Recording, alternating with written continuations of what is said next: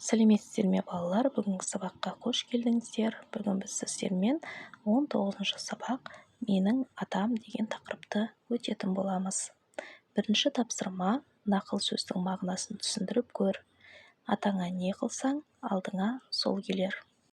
Атаңа не қылсаң, алдыңа сол келер деген мақалдың мағынасы: адам өз үлкеніне, ата-анасына қалай қарым-қатынас жасаса, ертең өз баласынан да сондай қатынас көреді деген сөз. Яғни жақсылық жасасаң, жақсылық қайтады, жамандық жасасаң, жамандық өзіңе оралады.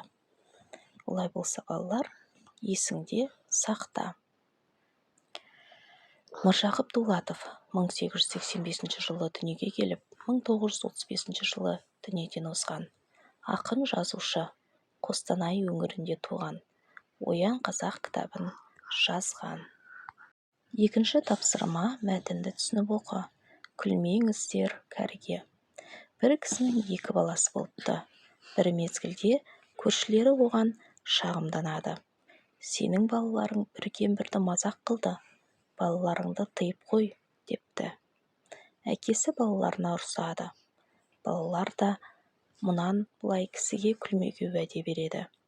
Біраз өткен соң балалар әкесіне берген уәдесін ұмытып, бір бейшара шалды тағы да келемеш қылыпты. Мұны әкесі естіп, балаларын шақырып алып айтады: балалар, мен енді мұнан артық өмір сүргім келмейді. Егер өлмей, қартайғанша тұрсам, сендер секілді бір ақымақ балалар анау күнгі шал мен кемпірге күлгендерің секілді маған да күлер деп қорқамын. Балалары ұялғаннан қызарып, не қыларға білмей, содан кейін кәрі кісілерге күлуді мүлде қойыпты. Мәтіннің авторы Міржақып Дулатов. Балалар, мәтіндегі шағымданады деген сөз арыз айтып келеді дегенді білдіреді. Ал келемеш қылып, күліп, мазақ ету дегенді білдіреді. Үшінші тапсырма: өзіңнің атаң туралы әңгімеле. Мінезі саған қандай ақыл-кеңес айтады? Менің атамның аты Қабанбай.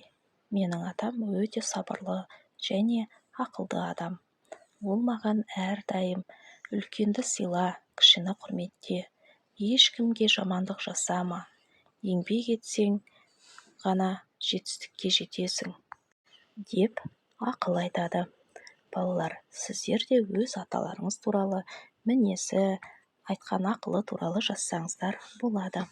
Төртінші тапсырма: сәйкестендір. Кейіпкерлер іс-әрекеті. Әкесі маған да күлер деп қорқамын деді, иә? Ал балалар болса, кісіге күлмеуге уәде береді. Одан кейін уәдесін ұмытып кетеді, иә? Ал көршілер балалардың қылықтарына әкесіне шағым айтады, иә? Бесінші тапсырма: кестені толтыр. Кейіпкерлер не істеді, қандай адам және сенің пікірің. Әкесі не істеді? Балаларына ұрысты. Көршілері балаларының іс-әрекетіне шағымданды.